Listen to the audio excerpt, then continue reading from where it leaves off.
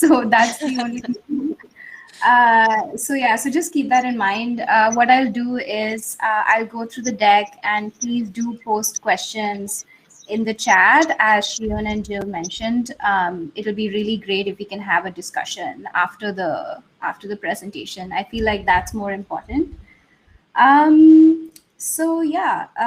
Hello everyone. I'm Aditi. I'm the UX manager at Shopify in Singapore.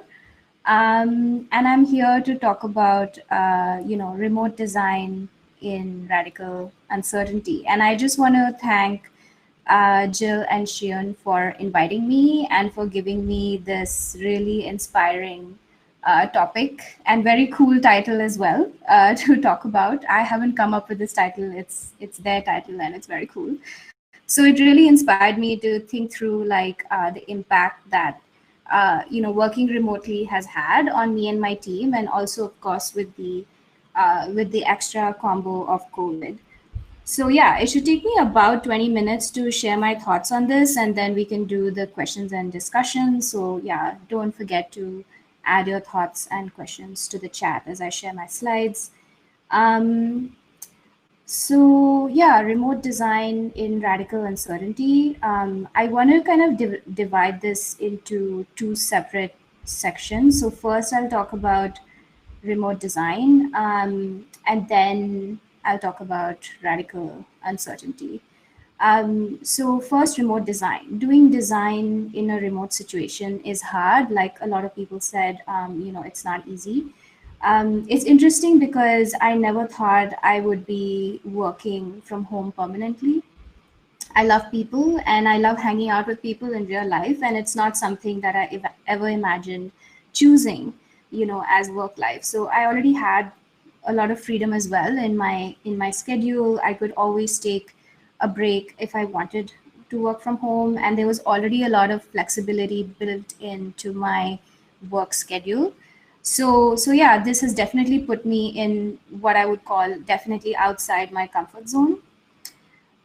So I'm going to share a few things and a few of my observations and also tips that have helped me in the last few months while working remotely. We started in February, so it's been a couple of months now.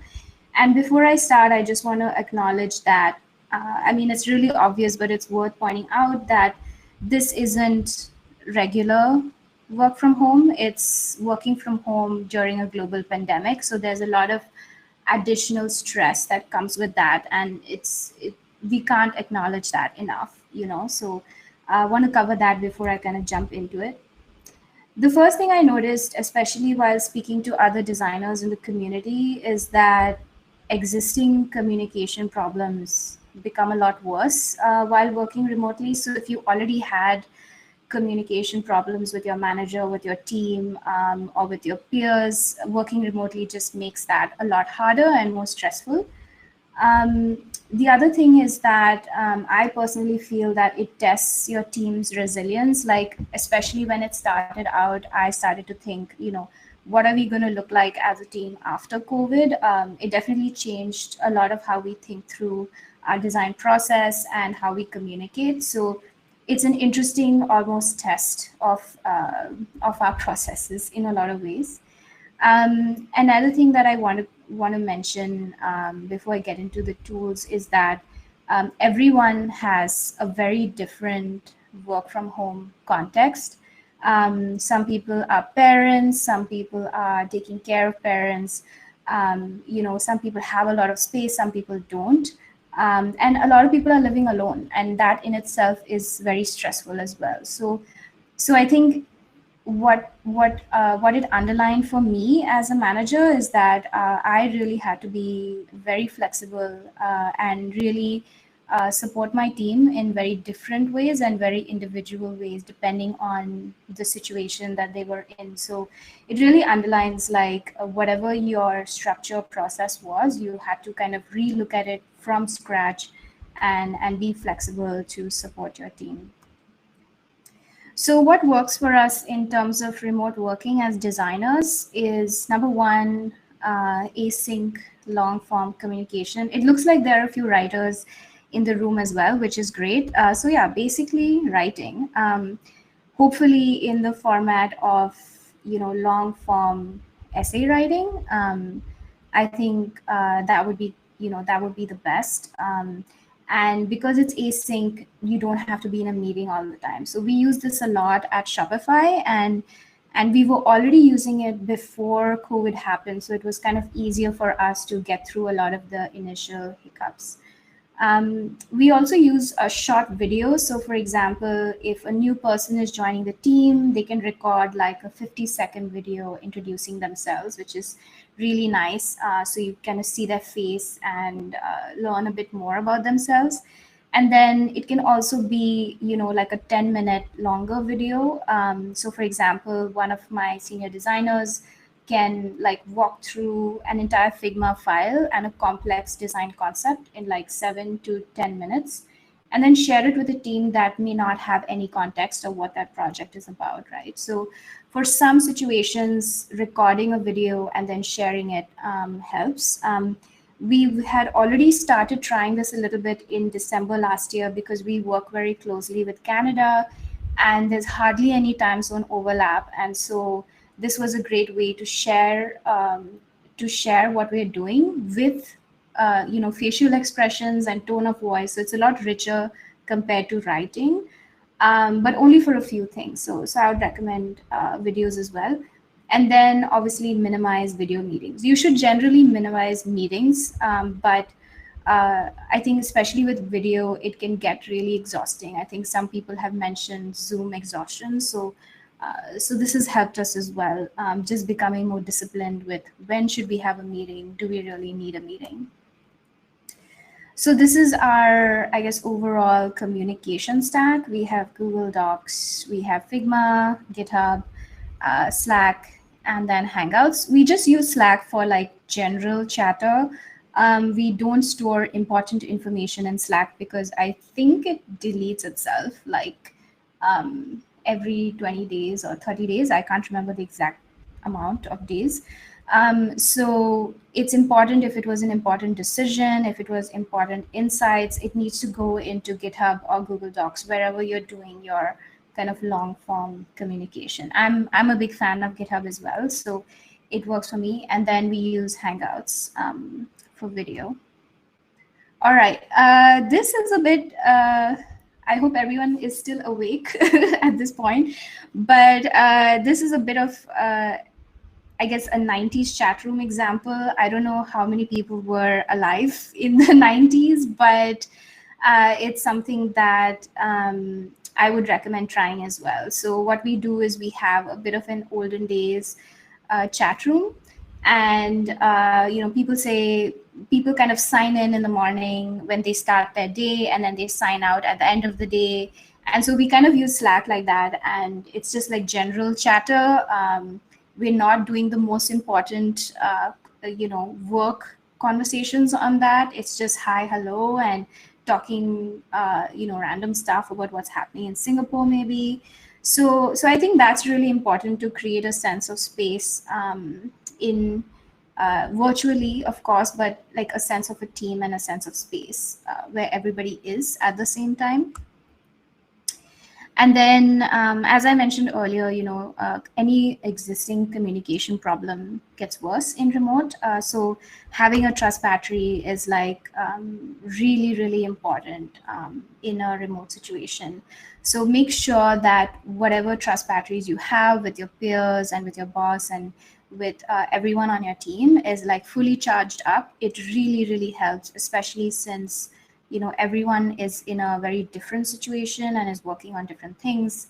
A high trust battery is really the best, and I would say it's a complete requirement in such situations. I've heard stories of like the kind of managers who expect FaceTime, and they think the amount of time you spend in the office equals your productivity. I mean, that's a sign of low trust battery, and in those kind of situations it can be really hard to work remotely. So it's just something to keep in mind. How are you, especially as a manager, going to build that trust battery in your team and make sure that everyone feels safe and can share what's the best way that they want to work. And yeah, over communicate. I think there are many ways you can do it. This doesn't mean get on as many video hangouts as possible. Like, choose your style of communication. Different people prefer different things. So think about, how do you want to communicate? What's your working style while working remotely? And then do that. Don't assume anyone understands what you're going through or what challenges you're facing. Figure out how you can communicate that to everyone in a way that you're comfortable with. So yeah, don't assume that. And yeah, speak to the experts. So I was lucky enough to speak to Shaza. She's one of the co-founders of Stampede Design, which is based in Malaysia, and they've been doing remote for 10 years. And I was at an event with her a few weeks back, organized by UXC, and she gave us a lot of really good advice about how to do remote and what's the best way of doing it. So I would say reach out, ask for help if you're struggling, if you're not sure how to, if you have a specific situation that you're not sure how to deal with, reach out to people who are used to it and who have been doing it without COVID for a really long time. Like, they would really be able to help you. One of the really cool things that Shaza shared was this. So she shared that, everyone has different focus hours in the day. And so different people in the team shared when they work best and when they want to work best. So this is an example of like a blueprint or a way you can almost over communicate your work style and how you work to the rest of your team, not just your boss. So I'm not saying do this exactly. I'm saying think about how you want to communicate that blueprint to someone else. So, for example, some people have kids at home, so there are certain times in the day where they can't be completely available. So everyone is different, and they need to kind of think about what is that blueprint that they're going to be doing while working remotely, and then communicate that to everyone on the team. And obviously the team has to be flexible and accepting of that and figure out a way of working with that situation. So I found this really cool and inspiring, and thought I should share that as well. This is funny because I think a lot of people said that you're supposed to go through these sort of 5 stages of grief when it comes to COVID and working from home and missing the office. But I don't remember going through these stages. Like, I think I just remember this point of, I would say, acceptance. We started working from home in February. And at that time, it just didn't feel that serious. I think, there's a global pandemic, so it was very serious. But I guess for me personally, it hadn't sunk in yet. So I think it was around March where I realized actually the only way that I'm going to get through this is if I just commit 100% and accept this 100%. So that's when I actually converted my guest room. So it was actually a painful moment for me because this guest room is where my parents would stay when they visited me, or where my friends and family would stay when they visited me, because I live alone. So it was like kind of accepting the fact that, hey, actually, because of COVID, no one is going to visit me anytime soon, and so I should just like kind of commit 100%. And I threw out the bed that was here, and I converted this space into a workplace. So this is actually where I'm sitting right now. And I think this helped me because the moment I kind of accepted it and committed to it, it helped me start thinking about how could I make this better and how could I adjust to this a lot better. But how would we, I guess the best question here is like, how do we divide work and life, right? If you're working from home, how do you like kind of draw that line? How do you like divide your time properly? And from all of my conversations, the most common thing I've seen is people have like this work artifact. Like, they either have a watch or a jacket, like a work jacket, or like clothes that they wear that signify that, hey, I'm at work. And then at the end of the day at work, they like take off their jacket or their watch, or take off their work clothes. And so basically, this work object or artifact signals to you that you are at work, right? So I would say, like, if you want to try and divide the two, like, think of something that helps you identify with that. If you don't wear a watch, that's okay. Like, think about what is the other thing that you can do to help you become more disciplined about, okay, this is the end of the work day, and that's it. Once I take off my watch, it means the work day is over. The other thing you can do is have like a workplace. That's kind of what I've done. I have, I luckily have a room that I can convert. I'm very aware that I have that privilege, and not everyone has that privilege. So think about, what is your workplace like. It definitely don't sit in the same chair when you're watching Netflix, and then also sit in the same chair while you're doing your work. Like, I think that's where it starts to like mess with your head. So if you have only one table, like if you have only one dining table, like sit on one side for your work, or sit on the other side for when you're watching Netflix. Or maybe if you have two chairs, mark one chair as like your office chair, and mark another chair as your like other stuff chair. So I guess get creative with it and think about how you can play with that concept of space. Maybe just choose a corner of your home, which is like your work place, and then the rest of your home is like your living area. So think about that as well. A few other things which I found interesting is that working from home now for a while, since Feb to now, I found that hybrid calls are way harder than digital calls where everyone is digital. So I work a lot with Canada and Berlin and Japan.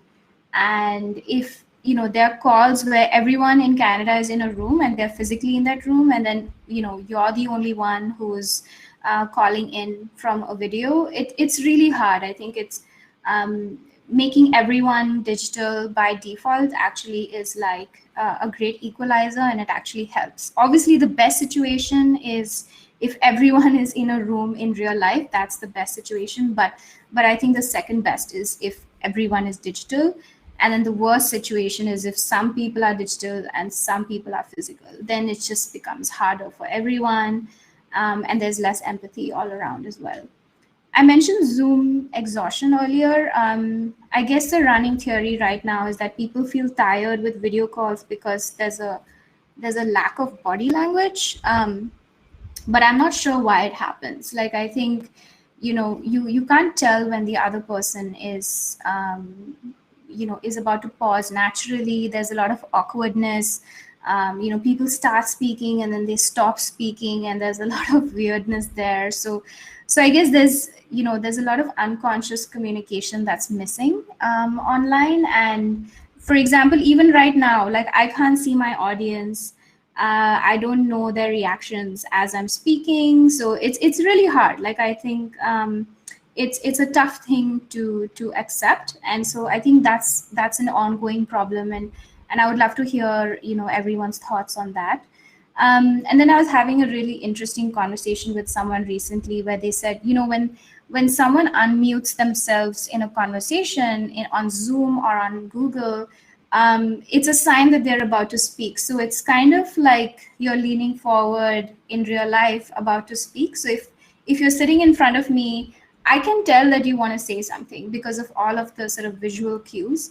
But now when you unmute yourself, I know that you want to say something. So I guess we kind of have to figure out, what is the new digital etiquette, right, in meetings. Like, I don't think people have figured this out. Like, that's one thing that I would love to discuss as well, which is, yeah, like, just there's just so much stuff that people understand in real life that they just forget the moment they're on a hangout about how do we kind of handle this. And last but not the least, like, how do we have fun in these situations? Like, especially as a designer, like, what about workshopping? What about brainstorming? Like all the fun stuff. One of the really cool things that I saw recently in Singapore was this Figma meetup, which I feel really sad that I missed. But I took a screenshot of the event. So everyone had these really tiny emojis, and they could walk around the space, and they could have little beer emojis, and I think that's really cool. And so I feel like there's so much fun to be had in digital space. It's just that we don't know how, and we've never seen it, and we've never tried it.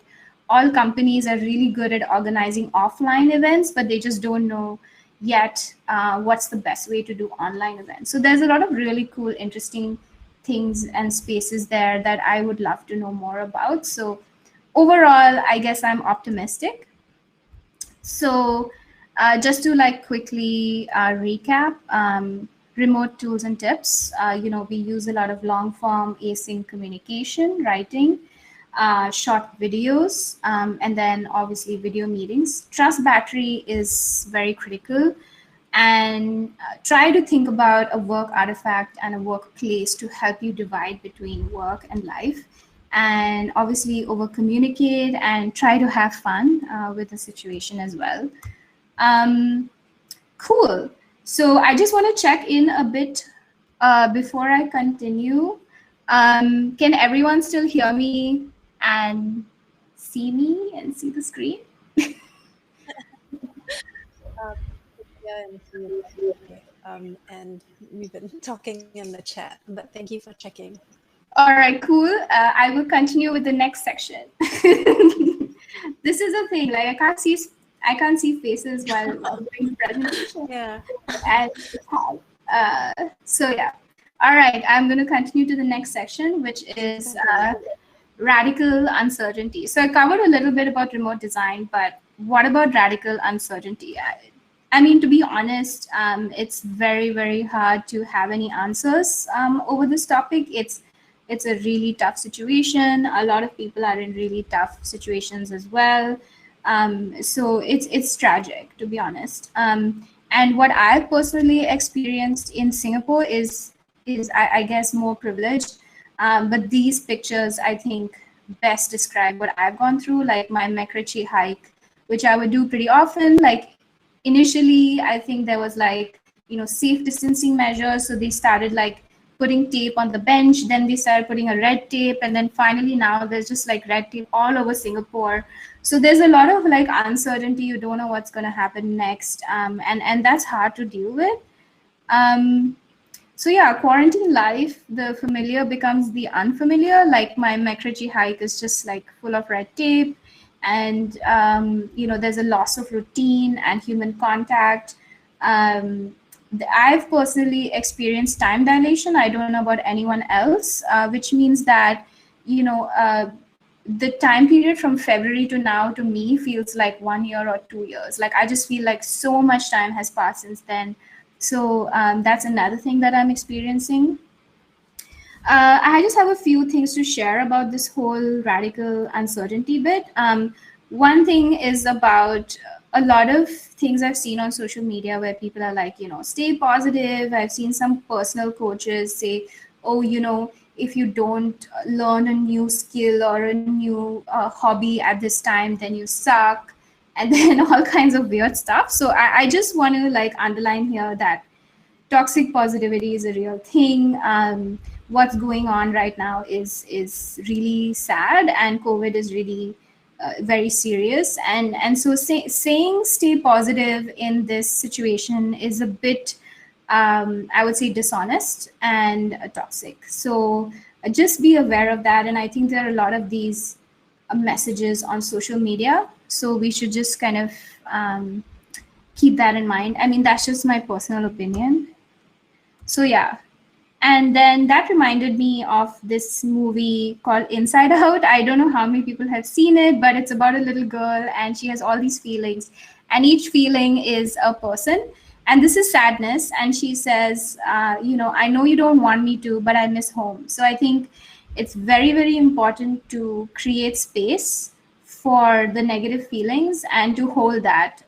So yeah, basic mental health stuff, I think, Just if you're feeling sad, if you're feeling like you're missing home, or whatever negative feelings that you have, they are completely valid, and you have every right to feel them, and you need to like create space for that.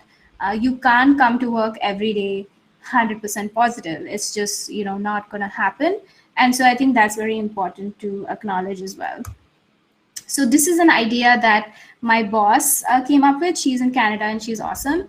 So it's called Duvet Day. So it's like, apparently, according to Wikipedia, it's a British thing, but my Canadian boss told me about it.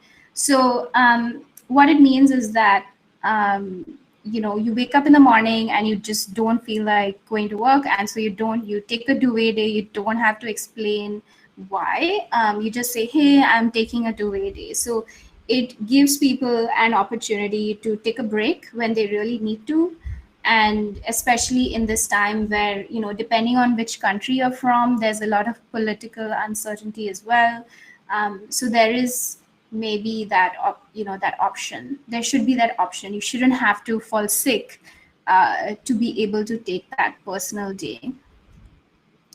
And then the last thing I want to cover is this. I was watching this very cool episode by Hassan Minaj on COVID, and he had this guy, this video clip play, and he said a highly efficient system is so brutal that when you have a pandemic, it starts breaking down. And I found that very interesting because, and obviously this is in the context of food supplies, but I think it's also relevant to design, to how companies function, and to a lot of other things. So if you're, in a system where things are so super efficient, like every minute is shaved off to save time, the moment something like a pandemic happens, that system becomes extremely fragile and can just break down. So I find this concept of resilience versus like the sort of brutal efficiency to be opposites.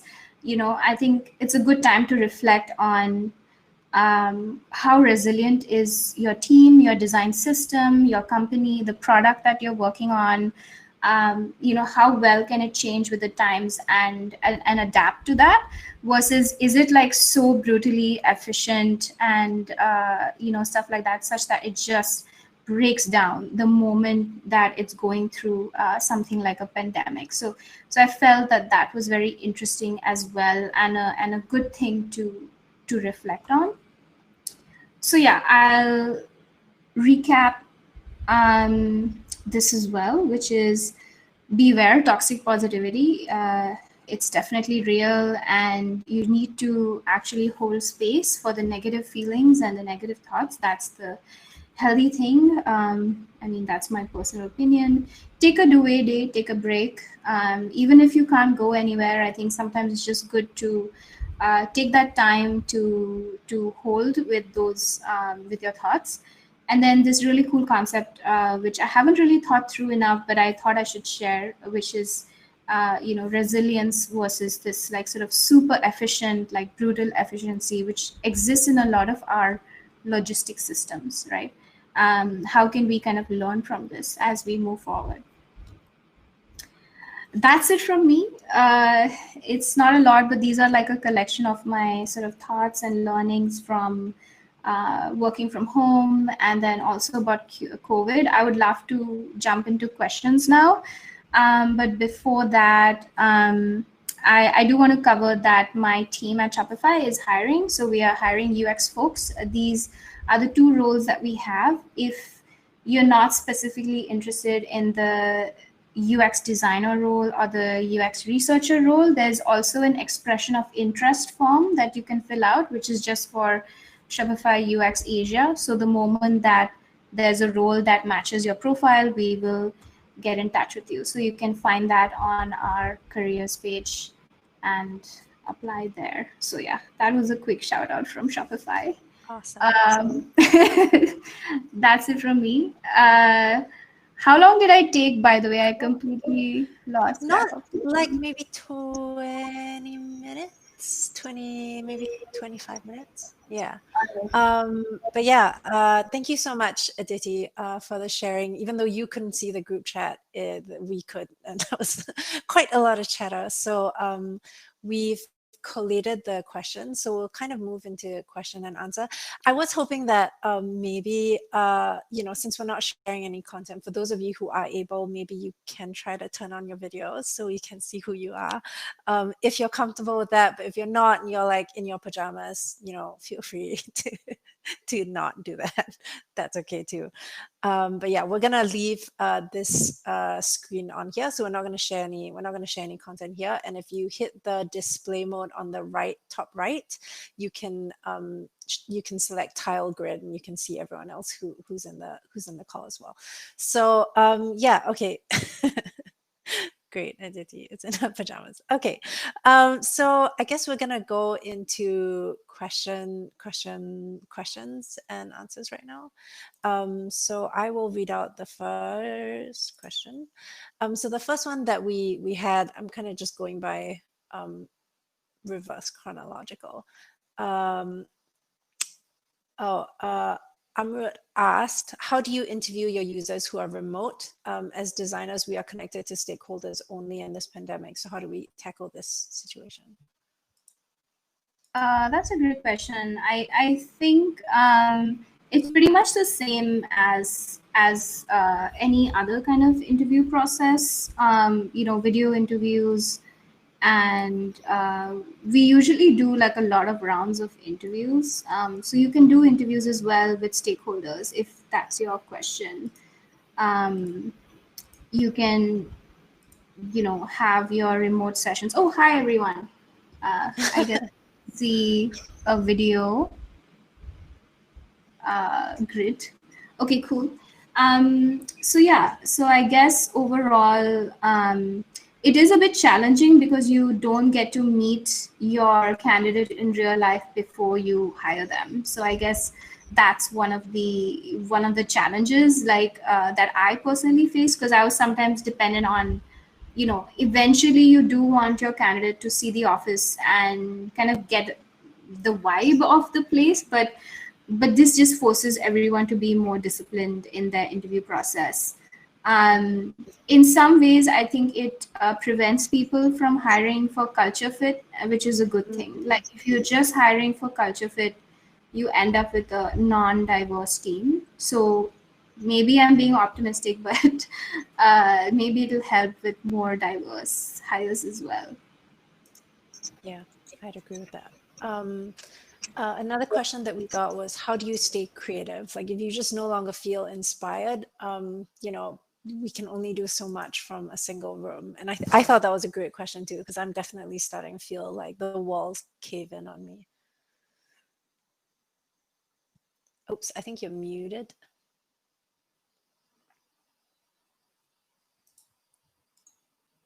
Oh. Yeah, I can hear you now. Okay. I guess I don't want to invalidate that. That's real. There's definitely that sense of, how do we do brainstorming? One thing that's helped me is user interviews. Like we can still do interviews with our merchants on audio and video, and that always inspires me to keep going, even if I can't meet my design friends. So that's one thing. The other thing that helps me is also design meetups like this. Like I attended a small dinner with some of my design friends, and we did some cute exercises online, and that was fun as well. So I guess that helped as well. But yeah, I don't have the answer to that, and I would love to hear other people's ideas on how to keep people inspired in this sort of situation. Anyone have any creative thoughts? I think we all love the Figma meetup Yes. example that you gave. Is Zoe here? Maybe we can put her awkwardly in the spotlight and get her to talk about it. Yeah, it's so cute. I love that so much. Like I actually felt inspired just looking at it, even though I didn't attend. So I So it'd be know. I was so jealous. I didn't attend either. She's scared, so never mind. But either way, we're all very inspired by it. yes, they're all Um, inspiring. It's the beacon of hope. Yeah. yeah, it's true. Okay, well, there were a bunch of questions around like trust, which I thought were really good as well. So one of the questions was, how do you charge your team's trust battery? How do you charge it, especially for new joiners? And how do you charge it in terms of like leadership or management? That's a great question. Number one, I would say, is transparency. Number two, don't treat people like idiots. Uh, I don't know. I don't know how to. Let me try to say this in a more diplomatic way. Uh, I guess treat everyone like adults is important. I think sometimes companies treat their employees like children, and it's patronizing. But you shouldn't do that. If you want to build a high trust culture, treat everyone like an adult who can make their own decisions. And so that's important. Transparency, treating everyone like adults, and um, in terms of new joinees, that's definitely harder. I think if you've never met people in real life before, there's definitely a lack there. One thing I'm planning to do once phase two happens is definitely meet all the new joiners in real life for coffee, one on one, with masks and everything. So some amount of meeting in real life is important. But the other thing you can do to ensure trust for new joinees is to make sure they get to know the team. Like the olden days, 90s chat room is one way. Different people are comfortable with different communication styles, but most people are quite okay with hanging out in a chat room and sharing memes and having fun conversations. So I think that's some way to get to know people. Another thing that I really liked was Design Dough. I don't know if anyone here attended that. That was really cute as well. Like there's this deck of cards designed by, it's done by a designer in Singapore. And it's quite cool. I think the initial set is free, and it brings up interesting discussions and questions around COVID and remote working, and it makes people share more deeper things. Yeah, this is the link. Thank you. So Nice. this is really cool as well. I tried this with some of my colleagues, and it was a good way of getting out of the trap of having transactional conversations. So I think that's the other thing around trust. Like, don't only talk about work. That's the beginning of the end, I think, for a team. Mhm. I wanted to add on to this just because I just joined Automatic like a month ago. So Automatic is a remote only company. So they've been doing remote for like 15 years. So they have some really interesting practices that they do, particularly for people who are joining for the first time. So they make everybody do like a video of themselves answering like a bunch of questions, which is really, really uncomfortable, but you're just very aware that literally everyone has done the same. And Yeah. you're able to search for anyone in the company, like even the people who have been here, the OG people who have been here for 15 years, and you're able to see their like new joiner video. And another thing that they do is they basically have, I mean, this isn't unique, but like they basically have their own internal like Facebook thing, so you can see whether people are like left-handed or right-handed, whether they would be pirates or ninjas, like how like I don't know, a lot of random stuff, a lot of super random stuff, and they make everybody fill it out. So yeah, I thought that was a really good way to like get people to be connected, even if you've never met them in real life. That's really Oh cool. yeah, I totally agree with that. Like you should share your like personality blueprint or yeah, whatever. Like it should be fun as well. Like, but yeah, yeah. that's cool. And a video is cool. I just hired a designer from Expedia, and definitely made him do an intro video as well. But the only issue is that not everyone has an intro video. Mm, Only people joining from now would have to do mhm. that. So Right. cool. Yeah, that's true. Okay, so we have like more questions, so we'll get through it. So another question that we had was, has the pandemic and the recent world news changed how you view design or the whole industry? This is such a whoa question. Changed how I view design. Yeah. I mean, yeah, Shopify postings are for remote location. Um, I think I was always a bit cynical about VCs. So it's not too surprising. Like I actually no, I haven't been too surprised by. I definitely feel sad that there are so many layoffs, and I definitely feel sad that a lot of my Mm, friends who are freelancers and who have smaller design studios may not survive. Like that's mm, painful to see. Even in India, I have friends who run their own studios, and that's really hard to see as well. But it mm, hasn't surprised me because it's been happening for so long. Like I think we started hearing about it in Feb and Jan, that hey, something's happening and my clients are not paying me, mhm. and then if your clients can't pay you, then you slowly start to suffer as a designer. So I think not really changed. I think yeah, overall I'm still optimistic. It hasn't made me feel like everything sucks, if that's what you're asking. So, I'm curious whether anyone else has any thoughts on this question. I don't know. I personally don't know how to answer this question, just because I feel yeah, like so much has happened in so many every week it's like something else is happening. Yeah. Oh, I think thanks for telling me. in terms Yeah. of product, it's definitely changed my perspective about what Mm, products are going to succeed. In terms of mm, the industry, maybe not in terms of design or UX specifically, but in terms of the industry and the impact on yeah. that, a lot of things have changed. So Yeah. yeah, I Okay. think Okay, so moving on to more questions. I think we have time maybe for just maybe one or two more, just because it's kind of reaching 5 o'clock and we don't want to go too over. But okay, let me see. Uh, so I think there were some questions around rituals and structure and routine.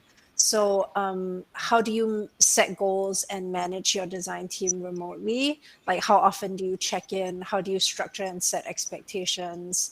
And if someone isn't performing as productively, how would you manage that right now? Like especially in these times, would there be an expectation that oh, it's fine, people are just not going to be working that much right now? Or otherwise, how are you thinking about it as a design leader? that's a good question. Hmm. Uh, I think in terms of productivity, there's definitely an understanding at Shopify that it's okay to be not as productive right now because it's a tough time. And I have a lot of support from my senior leadership as well on this. So this kind of thing has to come straight from the top and it has to be Mm, clearly communicated. And it was, so that's fine. And it's been doubly communicated constantly. Um, I think in terms of support, I try to be there in terms of support as well. Sometimes you do have to be proactive because it's remote, so you have to kind of, if someone disappears, you do have to check in, is everything okay? But I would say it's not like a check-in like have you done your work check-in. It's like, is there anything I can do to help, kind of a check-in. um, there's no so in terms of design, we are part of the R&D team, and that's product design and engineering. So all of us consider ourselves to be one team. So when I say team, I mean my entire R&D team, which is about 15 of us, spread out in Singapore and Japan. So we sometimes do lunches. So we've done Secret Santa lunches, which is for office lunch. Everyone sends each other lunch, and it's a surprise. Like you don't know who has sent you the lunch or what it is. So that's interesting. And then you can give people a keyword like this is the lunch I want, but they may or may not listen to that. So that's something. So we do that with our R&D team. We have a weekly sync up as well on Mondays, but that's it. That's the only sync up we have. Everyone is pretty independent and doesn't need reminders in terms of the work. Um, I don't know if I answered all of the questions. How do we set goals? The whole team has the same goal. Designers, engineers, and product people, we all share the same OKR, so that helps and it's very clear. There's no confusion. I check in as much as possible. If it's more, if the person is more junior, then it's different. Each person is different. Some designers are very senior. I may even have designers who are more senior than me in the future. Like they won't need check-ins. So it depends individual. Yeah. That's a good point. Okay, so I guess last question. Let me just look at all the questions. Okay, so I guess we'll ask the last one that Jamil just put in, which is, given that COVID hit us so fast, how do you ensure that your customers are taken care of and their needs are met during this new reality? And I think that's especially pertinent for like Shopify and e-commerce right now. Wait, what's the question? Given that, yeah, Shane just pasted it. Yeah, I think that's a really great question. I think COVID is a really tough time for our merchants. A lot of merchants are going through really crazy stuff right now, and so building that empathy is very important. I think keeping connected through research, through talking to them. A lot of merchants are my friends as well, and so they may tell me what's going on. And so we just have to be flexible and build product that will help them. We're also helping a lot of merchants go from offline to online for the first time. So not the UX team, but our local team here has helped some restaurants in Singapore go from offline to online using Shopify. So we are actually trying to do whatever possible to help them survive. It's not easy, but we do want small and medium businesses to survive the COVID. Cool. Okay, I think that's about